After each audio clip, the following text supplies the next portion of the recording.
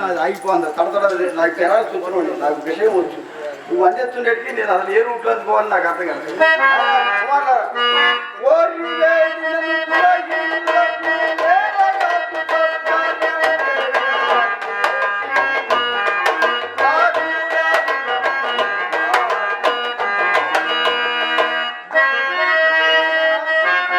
కుమారులారా ఇంతకు మీరు వచ్చిన కారణమేమో తెలుపుడు ఎనకమ్మ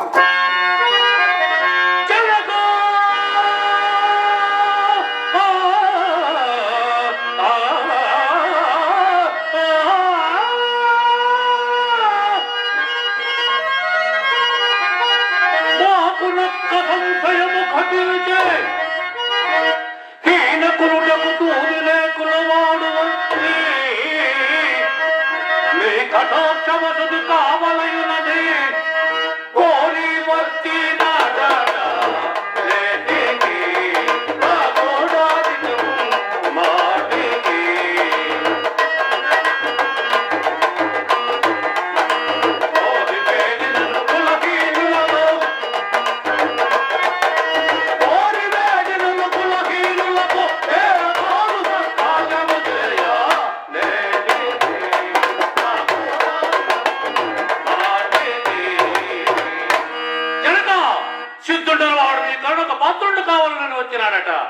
అతన్ని తమ కరణను వెళ్ళగొట్టుము లేదేని మనకు మన భక్తాదులకు అపకీర్తి కలుగును. కుమారులారా ఈ సిద్ధుడు కులహీనుడని నిలిచిరు కానీ రకరకాల అవతారెత్తి ఎందరో మహానుభావులు ఎందరో ఋషులు ఉన్నారు చెప్పేది సావధానంగా ఆలోచిస్తే బాగుంటుంది.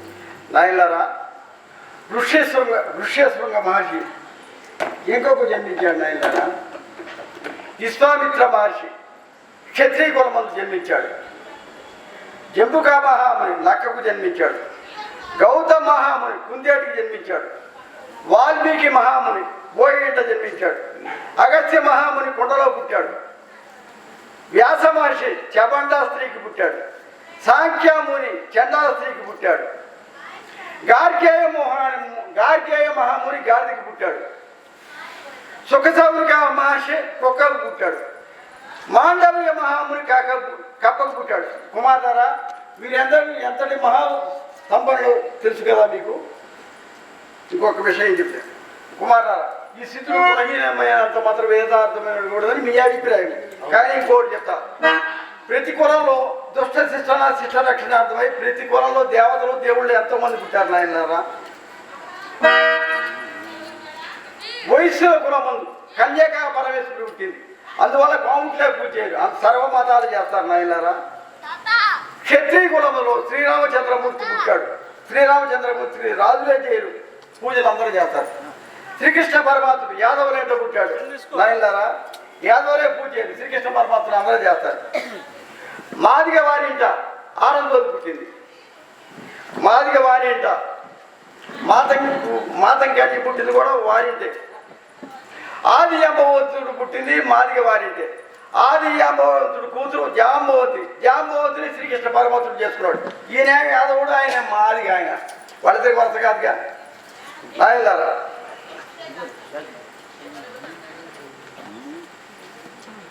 ఇక మానవుల సంగతి చెప్తున్నాను. ఈయన మాదిగ వరకు చెప్పి మానవుల సంగతి చెప్తున్నాను. వాళ్ళు చెన్నకేశ్వర స్వామి భక్తులు మానవాళ్ళు హరినామ స్మరణ చేస్తారు. అందుకనే వాళ్ళు హరిజనులు అంటారు కానీ మానవుడు అంటారు. ఆయన ఈయన ఏ కులంలో పట్టింది, మనం అగ్ర కులం అని వాడు తక్కువ కులం దూషించడం మాత్రం భావ్యం కాదు. కానీ ఈ స్థితిని ఎడగొట్టు నా చేతనే కదా మీ చెప్తున్న అవతరిపడి జనక మీరట్టు మేమే అట్లనే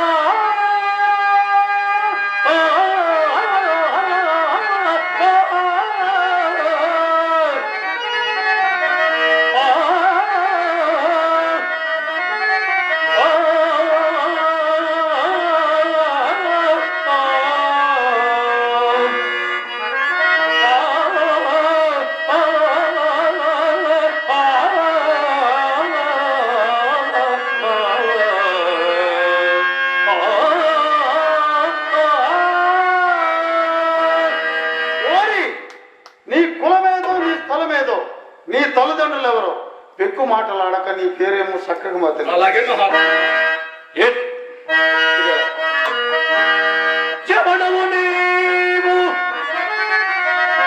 ఎవడవు నీవు నీ కబురమియనియా నీ తల్లిదండ్రులెవరో ఇవ్విది తస్కరోద్యమము నేటికి ఇక్కడ సాగిరావు నవ్వుల కంచ తెరిచిదివో మా మనసు కదయ భాగమంత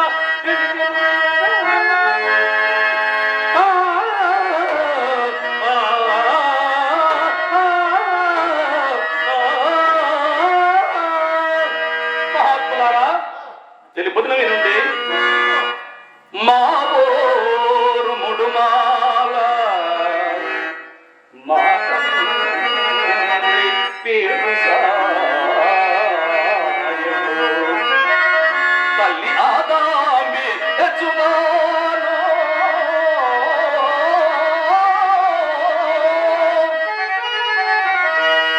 కులము ఊదలే కటి కులమని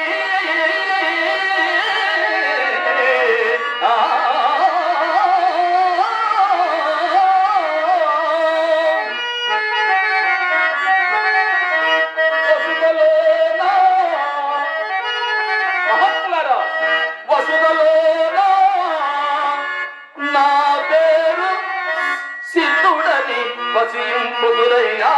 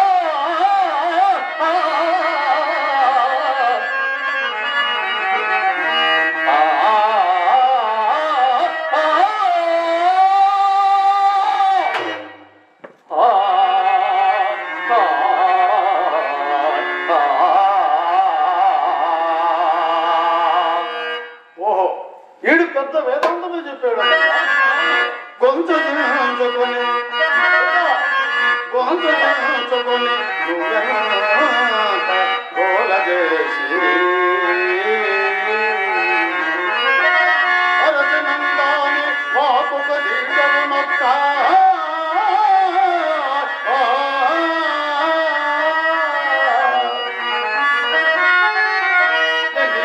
వేసిన ఏమి పొలము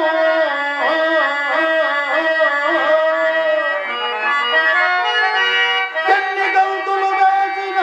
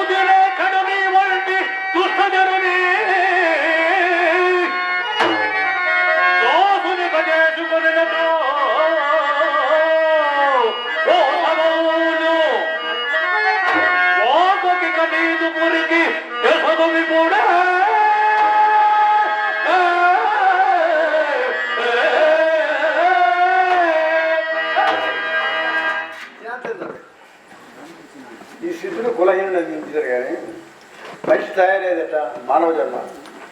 కుమారులారా, మనుషుడు భుజించిన అన్నము, ఉదకము, నెయ్యి మొదలగున పదార్థములు కానీ శరీరములకు మదమునిచ్చును.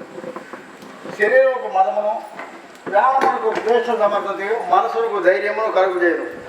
మదము అతిశయించినప్పుడు పురుషులకు శుక్రమును, స్త్రీకి సోనితమును వృత్తి అయి భార్యాభర్తల ఋతుకాలంలో సంగమము కలిగినప్పుడు శుక్లమాధికమైన పురుషుడును, శోణితము అధికమైన స్త్రీను పుట్టును.